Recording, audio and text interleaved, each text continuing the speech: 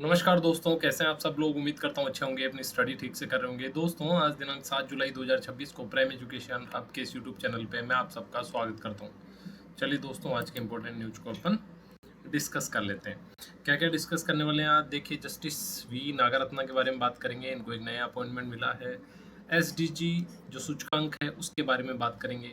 Radio थेरानोक्सिस क्या है, नई तकनीक है, इसके बारे में बात करेंगे। पेरू के राष्ट्रपति चुनाव में किसको जीत मिली है। आओ गांव चले क्या अभियान है जिसको सफलता मिली है पाली जिले में। तीजन बाई के बारे में पढ़ेंगे जिनका हाल ही में देहांत हुआ है। राजस्थान एसडीजी इंडेक्स के बारे में भी बात करेंगे।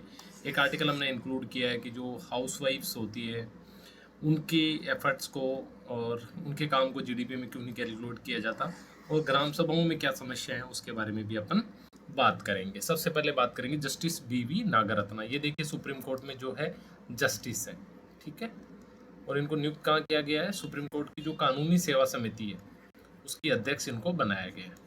देखिए मैं आपको समझाता हूँ। एक हमारे हैं फंडामेंटल राइट, आप पॉलिटी में पढ़ेंगे मूल अधिकार।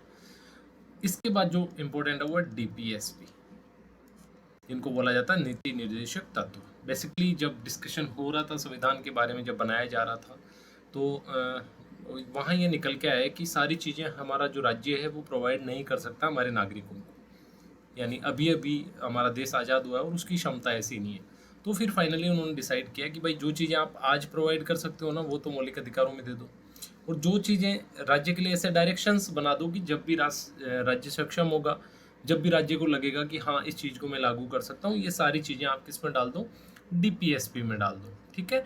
तो इसके तहत ही एक आर्टिकल है 39A। क्या उद्देश्य है इसका। इसका उद्देश्य देखिए, हमारे यहाँ सुप्रीम कोर्ट है, हाई कोर्ट्स है, नीचे डिस्ट्रिक्ट कोर्ट्स है, उसके नीचे भी अधीनस्थ जो है न्यायालय है। अब इसमें क्या है, सब जगह अब एक व्यक्ति मान लीजिए रमेश रमेश बहुत ज़्यादा गरीब है, लेकिन कानून तो इसको भी हेल्प करना चाहिए ना, जस्टिस तक तो इसकी भी पहुंच होनी चाहिए ना। तो उसके लिए जो है ये समिति सुप्रीम कोर्ट में बनाई गई है, कमज़ोर लोगों का प्रतिनिधित्व करने के लिए, यानी कि न्याय सबको मिलना चाहिए, है ना। तो इस समिति की जो अध्यक्ष है वो नियुक्त किया है जस्टिस बीवी नागरत्ना। दूसरा हमने एक देख लिया, अनुच्छेद 339 से क्या है कि न्याय तक सबकी समान पहुंच सुनिश्चित होने का जो प्रावधान है नीति निर्देशक तत्वों में जो किया गया है, उसके तहत इसकी स्थापना हुई है, ठीक है। ये बातें उतनी इंपॉर्टेंट नहीं है। चलिए आगे बात करते हैं। देखिए एक तो हम विकास करते हैं, ठीक है।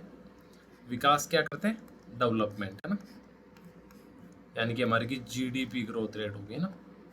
लेकिन एक चीज देखी जाती है कि आपका जो विकास है ना, इससे पर्यावरण को कितना नुकसान हो रहा है। एक बात की जाती है ना सतत विकास, यानी कि ऐसा विकास जिससे कि संसाधनों का भी कम से कम नुकसान होना चाहिए, तो उसको मापता है ये एसडीजी जो इंडेक्स है। साथ ही 16 ऐसे इसमें कार्यवाहियाँ हैं जिनके बारे में कि इनको अचीव करना है, ठीक है। जैसे स्वास्थ्य की देखभाल हो गई, उसके अलावा दूसरा हो गया आपका कि गरीबी मिटाना हो गया, ठीक है। ये तमाम बातें जो है एसडीजी इंडेक्स के अंतर्गत मापी जाती है, राइट। चलो, तो भारत का जो स्थान है वो 94वां स्थान है। कितने देशों में, 167 देशों में। अभी लेटेस्ट है 2025 में आए। ये रैंक इंपॉर्टेंट है, आप याद रखेंगे, राइट। चलिए उसके बाद आप स्कोर याद रखेंगे इंडिया का। इंडिया का स्कोर है 100 में से कितना, 68.3, ठीक है। 2015 में ये इंडेक्स शुरू हुआ था और वहाँ से इंडिया ने जो है 18 रैंक का सुधार किया। तो ये भी एक ठीक बात है कि अब तक अच्छी प्रगति इंडिया ने करी है। लेकिन समस्या यहाँ है, भारत के पड़ोसी देश भूटान, मालदीव, नेपाल और श्रीलंका जैसे जो देश है उनसे भी इंडिया पीछे है। ये एक गंभीर चिंता की बात है। यहाँ सोचने की ज़रूरत है कि इंडिया को कहाँ इम्प्रूव करना है, क्या चुनौतियाँ इंडिया के लिए। देखिए एसडीजी जो 2 है, भूख और उन्मूलन, यानी कि भूख मिटाना, सब लोगों तक खाना पर्याप्त रूप से पहुँचना चाहिए, यहाँ भी इंडिया कमज़ोर साबित हो रहा है। स्वास्थ्य और खुशहाली, यानी कि अच्छी हेल्थ केयर लोगों को प्रोवाइड करना, यहाँ पे भी इंडिया फिसड्डी साबित हो रहा है। और जेंडर इक्वलिटी, एसडीजी 5। अब आप देखिए 1/3 का बिल आया, वो बिल संसद में पारित नहीं हुआ। जो प्रतिनिधित्व है वो 10-12% के आसपास कांस्टेंट हो गया, यानी कि 543 में से मात्र 10-12% जो मेंबर है वही महिलाएं हैं। तो प्रतिनिधित्व जो है महिलाओं को, हमने पीछे भी बहुत सारे आर्टिकल डिस्कस किए हैं जिसमें कि महिलाओं को प्रॉपर प्रतिनिधित्व नहीं मिल रहा। तो इन सारी चीज़ों की वजह से हमारी जो रैंकिंग है वो नीचे है। अब आपको एक टास्क देता हूँ मैं, और ये आपके लिए होमवर्क है। ये जो एसडीजी इंडेक्स है, ये सारे के सारे एसडीजी इंडेक्स आप याद करेंगे, ठीक है। इसमें क्या क्या है, गरीबी है, भूख है, स्वास्थ्य है, ठीक है, जल, स्वच्छ जल तक पहुंच है, पर्यावरण है जिसके बारे में हमने बात करी। ये तमाम जो है इसके अंदर आपको याद करना है, और याद भी सीक्वेंस से करना है। 1 से 16 या 13, I am little bit confuse, आप थोड़ा चेक कर लेंगे, ठीक है। 16 या 13 जितने भी है, 16 होने चाहिए आई थिंक, है ना। तो इसको कंप्लीटली आपको याद करना और सीक्वेंस से याद करना, और एक और टास्क आपको करना है, ठीक है।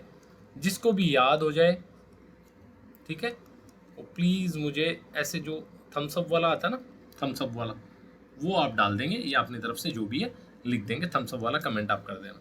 आप लोग कमेंट करते नहीं है, जब भी मैं बोलता हूँ आपको किसी चीज़ के लिए फीडबैक देने के लिए, तो आप लोग देते नहीं है ना। आज दीजिएगा प्लीज़, है ना। और ये चिंता नहीं करनी है कि दूसरे वाला क्या सोचेगा। अगर दूसरे वाला क्या सोचेगा ये भी आप सोचोगे तो वो क्या सोचेगा, ये चिंता नहीं करनी है कि दूसरे वाला क्या सोचेगा। अगर दूसरे वाला क्या सोचेगा ये भी आप सोचेंगे तो दूसरे वाला क्या सोचेगा, है ना। बात ज़्यादा गहरी नहीं है, थोड़ी कॉम्प्लेक्स है। चलिए आगे है रेडियो थेरेनोटिक्स, रेडियो थेरेनोस्टिक्स, रेडियो थेरेनोस्टिक्स। ये क्या एक नई क्रांतिकारी जो है तकनीक है जो आई है। बेसिकली मैं आपको बताता हूँ, थोड़ा सा बैकग्राउंड अपन डिस्कस करते हैं। बैकग्राउंड क्या है, सबसे पहली चीज़ ये है कि कैंसर जो है बहुत बड़ी बीमारी बनती जा रही है धीरे धीरे, लेकिन कैंसर के साथ एक प्रॉब्लम है। प्रॉब्लम क्या है, सबसे पहली प्रॉब्लम तो है इसका टाइम पे डायग्नोज होना। डायग्नोज का मतलब कि पता चलना कैंसर का, ये सबसे पहली चुनौती है, यानी कि लेट पता चलता है, लेट पता चलता है। अच्छे टूल जो जांच के हैं वो नहीं है हमारे पास, है ना। उसके बाद पता चल भी जाता है तो एक प्रॉब्लम आती है। प्रॉब्लम क्या आती है, जैसे मान लीजिए आपके पर्टिकुलर किसी इंडिविजुअल के लीवर में कैंसर है ना, लीवर में, है ना, पता चल गया, डायग्नोस हो गया, लीवर में कैंसर है। अब इसको ठीक कैसे किया जाए, इसके लिए मेडिसिन लेनी पड़ेगी, है ना, मेडिसिन लेनी पड़ेगी, या इस तरह की जो है फिजियो जो विकिरण है, रेडियोथेरेपी है, वो लेनी पड़ेगी। बट इस रेडियोथेरेपी में एक प्रॉब्लम है। प्रॉब्लम क्या है कि ये पूरी बॉडी पे इम्पैक्ट करता है। तभी आपने देखा होगा कोई कैंसर पेशेंट जिसका ट्रीटमेंट चल रहा है तो हेयर लॉस हो जाता है, ठीक है, और तमाम तरह की दूसरी बीमारियां हो जाती हैं। लेकिन ये जो रेडियो थेरेनोटिक्स जो टेक्निक है, रेडियो थेरेनोस्टिक्स, इस टेक्निक में क्या है, सबसे पहली चीज़ तो एग्जैक्ट पता चल जाएगा कि कौन से पार्ट्स में जो है प्रॉब्लम है। दूसरी बात, जो थेरेपी होगी इसके माध्यम से वो भी सिर्फ उसी पार्ट पे इम्पैक्ट करेगी, तो ये अपने आप में बहुत बड़ी बात है।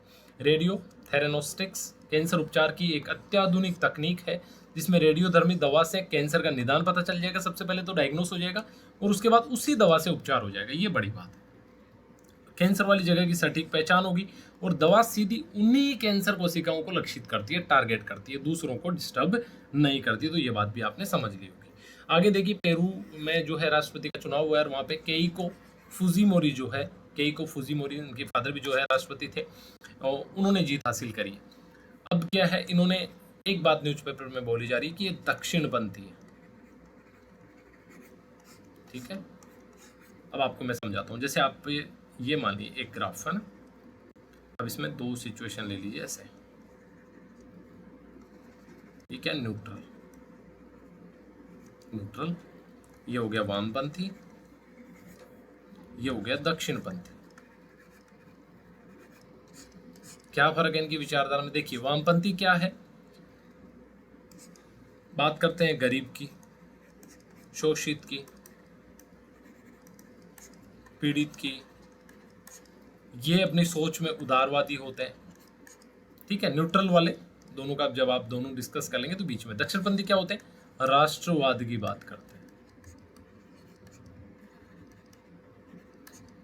प्राचीन गौरव की बात करते हैं, ठीक है। ऐसा नहीं है ये भी इनके बारे में कोई योजनाएं नहीं चलाते हैं, बट इनका जो मेन एजेंडा ये होता है ना, जो अपने देश की बात करें, जो आत्मनिर्भरता की बात करें, ठीक है, जो अपने गौरव की, अपनी संस्कृति, इसको जो है प्रोटेक्ट करें। जैसे फॉर एग्जांपल हमारे, आपने सुना होगा वामपंथी जो दल होते हैं, ठीक है, जो आजकल तो जो है सारे देश से लगभग निपट ही चुके हैं। लास्ट केरल में थे, वहाँ भी कांग्रेस ने इनको हरा दिया, है ना। उससे पहले जो है बंगाल में थे ममता जी, उनको हरा के, और अभी ममता जी भी वहाँ से हार गई। वो राष्ट्रपति, जैसे दक्षिणपंथी, हमारे यहाँ की बीजेपी सरकार को भी दक्षिणपंथी माना जाता है।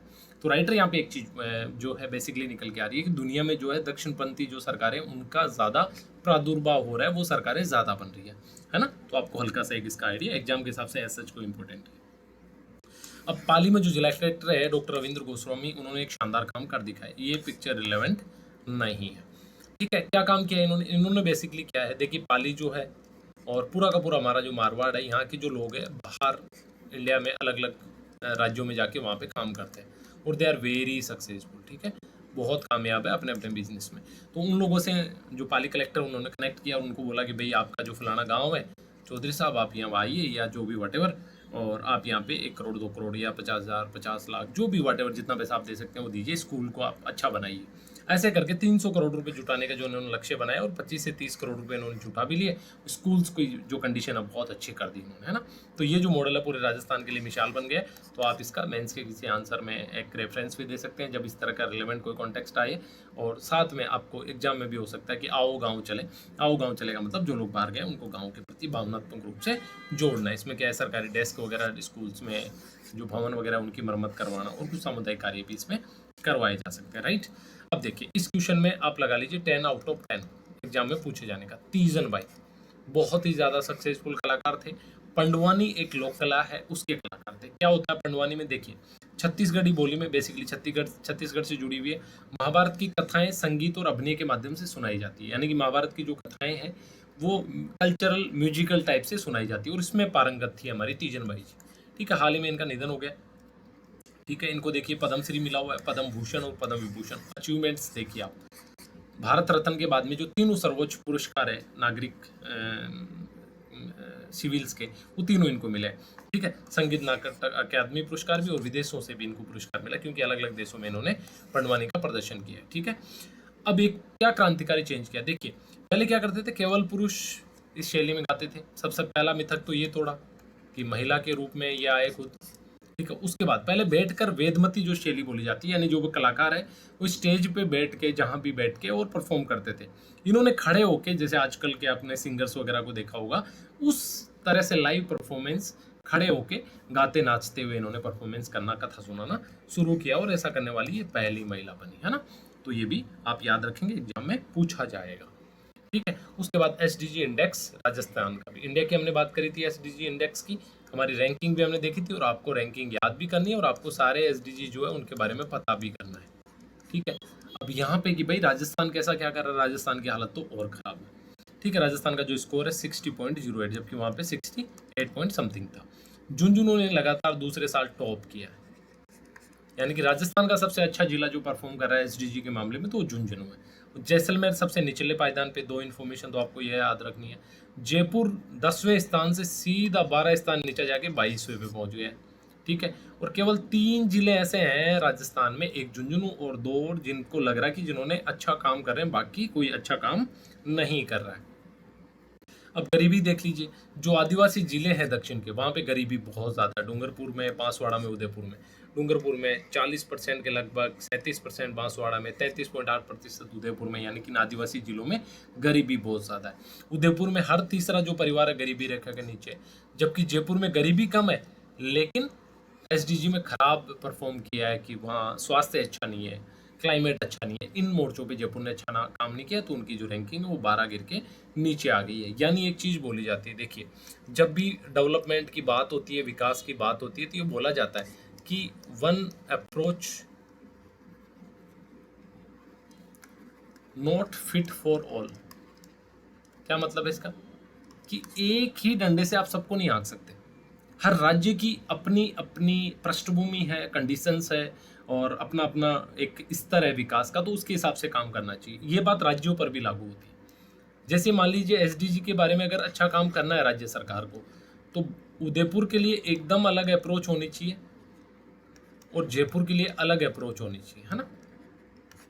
ये बात यहाँ से निकल के आ रही है। जयपुर अमीर है लेकिन एसडीजी में पिछड़ा है, उदयपुर गरीब है पर स्वास्थ्य में बेहतर प्रदर्शन किया है। यानी कि एरिया वाइज स्पेसिफिक रिक्वायरमेंट के हिसाब से काम करने की जरूरत है। 3 मापदंड है एसडीजी के, क्या क्या है, सेहत, ठीक है, 12 सर्वश्रेष्ठ, स्कूलों में बिजली के मामले में, ठीक है, अच्छा कवरेज हुआ है, और लैंगिक समानता में जो है सिर्फ झुंझुनू अच्छा किया है, थोड़ा सा ठीक किया है, बाकी सारे राज्य फिसड्डी है इन सारे मामलों में। अब देखते हैं राजस्थान की विकास यात्रा। अंतर सिर्फ शहरी और ग्रामीण का ही नहीं है, उसके अलावा भी बहुत सारे अंतर है। जैसे जयपुर का विरोधाभास की हमने बात की, उदयपुर से प्रेरणा की, भाई गरीबी में बहुत नहीं चलेगी, स्वास्थ्य में इन्होंने अच्छा काम किया है। ठीक है, झुंझुनू ही अच्छा मॉडल है, बाकी सारे जो राज्य के जो जिले हैं हमारे, उन्होंने अच्छा काम नहीं किया है। अब देखिए आगे बात आती है जो हाउस वाइफ्स है, गृहिणी है, उनका जो अवैतनिक श्रम है, ठीक है, उसको क्यों नहीं जोड़ा जाता भाई जीडीपी में, इस बात की डिमांड उठ रही है। और हाल ही में एक सुप्रीम कोर्ट ने ऐतिहासिक निर्णय दिया। बेसिकली होता क्या, देखिए मान लीजिए किसी का भी एक्सीडेंट हो जाता है, ठीक है, एक्सीडेंट होने के बाद मान लीजिए उनको क्लेम जो है करना होता है, जिस भी वाहन से हुआ है, ठीक है, जिस कंपनी ने वाहन का बीमा किया हुआ उस कंपनी के खिलाफ वो केस करते हैं, ठीक है, तो ये केस जाता है कहाँ पे, कोर्ट में, ठीक है। तो अब तक क्या होता था कि कोर्ट इस बात पे डिसाइड करता था, अच्छा रमेश क्या करता था, रमेश बोला साहब रमेश इंजीनियर था, अच्छा बहुत प्रॉब्लम, 1 लाख रुपए महीने के कमा रहा था, ठीक है, एज क्या थी रमेश की, बोला साहब अभी 35 का ही था, अच्छा मतलब अभी लगभग 20 साल कमा सकता था, तो 20 से 25 लाख तो भाई क्लेम उसको देना चाहिए, ठीक है। दूसरी तरफ कोर्ट के सामने आता था, अच्छा ये महिला है, क्या करती है भाई, क्या हाउस वाइफ है, घर में कुछ काम नहीं करती थी, अच्छा 2 लाख रुपए दे दो। इस मामले पे सुप्रीम कोर्ट ने बोला कि नो, अगर कोई महिला घर का काम करती है, इट मीन्स ऐसा नहीं है कि उसका पोटेंशियल नहीं है, वो भी अगर बाहर जाएगी तो इससे बेहतर काम कर सकती है। रही बात घर के काम की भी वैल्यू होनी चाहिए, तो उन्होंने जो है अच्छा मुआवजा इनको दिया और एक नया ट्रेंड जो नया एक मानक जो स्थापित किया है सुप्रीम कोर्ट ने, ठीक है, कि उन्होंने को गृहिणियों को राष्ट्र निर्माता कहा है कि उनके काम का बहुत आर्थिक महत्व है, ठीक है। और 2011 की जनगणना के हिसाब से लगभग 16 करोड़ के आसपास जो वुमेन्स है वो प्योर हाउसवाइफ है, दिन में लगभग 300 मिनट तक काम करती है, जबकि पुरुष 97। इस पर भी मेरे को तो इस डाटा पे डाउट है कि पुरुष इतना काम करते भी है नहीं करते। क्या क्या है देखिए, आर्टिकल 14 जो है समानता का अधिकार देता है, स्त्री और पुरुष समान है, फिर ये भेदभाव क्यों। आर्टिकल 15 लैंगिक भेदभाव का निषेध करता है, फिर भी ये भेदभाव क्यों। आर्टिकल 39D समान कार्य के लिए समान वेतन की बात करता है, लेकिन हमने बहुत सारे पीछे भी आर्टिकल डिस्कस किए हैं कि कंपनी जो है सीईओज के लेवल पे एक तो नियुक्ति नहीं करती, नियुक्ति करती है तो वेतन में भी बड़ा अंतर होता है। आगे आर्टिकल 42 जो है मानवीय कार्य दशाएं और मातृत्व सहायता जो है इनको मिलनी चाहिए। ये तमाम जो आर्टिकल है इनको भी आप याद रखेंगे। चुनौतियां क्या है देखिए, काम के घंटे जो है अनियमित है, यानी कि फिक्स नहीं मान सकते कि घर में कितने काम करते, तो ये कठिन कार्य है। उनकी क्वालिटी का मानक भी तय नहीं है, उसको भी मापना संभव नहीं है। और भावनात्मक श्रम की, यानी कि कोई इमोशनल कोई काम करता तो उसकी कोई कीमत नहीं होती एक्चुअल में, तो उसको आप क्या मॉनेटरी कीमत मानेंगे, और जीडीपी में से शामिल नहीं किया जाता, ठीक है। तो ये तमाम जो है प्रमुख चुनौतियां हैं। आगे क्या है देखिए, जो है आपको इस पे वे फॉरवर्ड होना चाहिए कि उचित हिस्सा मिलना चाहिए, ठीक है। अरुण कुमार अग्रवाल बनाम नेशनल इंश्योरेंस में भी गृहिणी के योगदान को अमूल्य बताया गया था, ठीक है। इस केस का रेफरेंस भी आप थोड़ा सा नोट डाउन कर लेंगे, ताकि अपने अगर कहीं के आगे आंसर्स में सीधा काम में आ सकता है। अब बात करते हैं देखिए ग्राम सभाएं। हमने बात करी थी कि भाई हमारा जो कॉन्स्टिट्यूशन है, हम आज़ाद हुए सबसे पहले तो, ठीक है, 1947 में। उसके बाद हमारा बना कॉन्स्टिट्यूशन। तो कॉन्स्टिट्यूशन में 2 तरह की गवर्नमेंट बनाई, एक सेंट्रल गवर्नमेंट बनाई और एक स्टेट गवर्नमेंट बनाई, ठीक है, यहाँ तक। लेकिन हमेशा हमारे गांधी जी क्या बोलते थे कि ना भाई साहब, गाँवों को आप पावर दो, पंचायतें बनाकर उनको पावरफुल बनाओ, ये बात बोलते थे। और वही सेम बात फंडामेंटल राइट और डीपीएसपी यानी कि नीति निर्देशक तत्वों वाली। तो गांधी जी को बोला इन लोगों ने कि गांधी जी देखो, अभी हमारी हालत नहीं है, 2 सरकार ही बनाएंगे, तीसरे लेवल पे स्टेट के नीचे लोकल गवर्नमेंट बनाने की जितना पावर और रिसोर्स हमारे पास नहीं है। गांधी जी ने बोला कोई बात नहीं, देखो और कोई रास्ता निकालो। तो फिर उन्होंने ये बात जो है नीति निर्देशक तत्वों में डाल दी, राइट। अब नीति निर्देशक तत्वों में डालने के बाद 1992 में 2 संविधान संशोधन लेके आए, 73वां और 74वां, और दोनों के आधार पे जो है इन्होंने पंचायत और लोकल बॉडीज का जो है गठन किया। लेकिन अब आर्टिकल में कह रहे हैं कि भाई जो वादा किया गया था ना 73वें संविधान संशोधन में, कि भाई ग्राम सभाओं को सशक्त करेंगे, आप खुद अपने फैसले लेंगे, आपको कहाँ विकास कराना है सारी चीज़ें आप खुद डिसाइड करेंगे, लेकिन ऐसा कुछ नहीं है। सीधी योजनाएं जो है ऊपर केंद्र और राज्य से आ रही है, ठीक है। और 18 से 28% लोगों ने सर्वे में बोला कि हमें कोई इंटरेस्ट नहीं है, कोई भागीदारी नहीं है, सिर्फ जमींदार और ठेकेदार जो प्रभावशाली लोग हैं उनके काम का और भ्रष्टाचार का, शोषण का अड्डा बन के जो है ग्राम पंचायतें रह गई है, ऐसा बोला जा रहा है, ठीक है। ग्राम पंचायतों को खुद के टैक्स नहीं लगा सकते, ठीक है, वित्त आयोग से जो है जिस तरह की सिफारिशें मिलती है उसके हिसाब से काम करना पड़ता है। मनरेगा के काम के लिए भी महिलाएं कई बार जाती है, तो जो वहाँ पे पदाधिकारी होते हैं, ग्राम विकास अधिकारी या फिर सरपंच, वो बोलते हैं हाँ सर्वर नहीं चल रहा, यानी कि डिजिटलीकरण एक नया तरह का बहाना बन गया इनके लिए। ठीक है, और स्थानीय ज़रूरतों के जो मिशन है, जो सरकार की ऊपर से प्राथमिकताएं तय होकर आती है, वही काम ये जो लोग हैं कर रहे हैं। आगे बोलते हैं, देखिए आपको पता है 1992 में ये तो बन गया 73वां और 74वां। एक चीज और भी आपको पता है, हमारे यहाँ आदिवासी समुदाय भी तो बहुत है देश में। उनके लिए 1996 में पैसा आया, पैसा कानून। ये पैसा कानून आप समझेंगे कि जो पहले 73वां और 74वां आया वो तो बाकी देश में लागू हो गया, फिर 73वें संविधान संशोधन के प्रावधान आदिवासी सेक्टर पे लागू करने के लिए पैसा कानून लेके आया, और यहाँ तो और ज्यादा उनको पावर दी।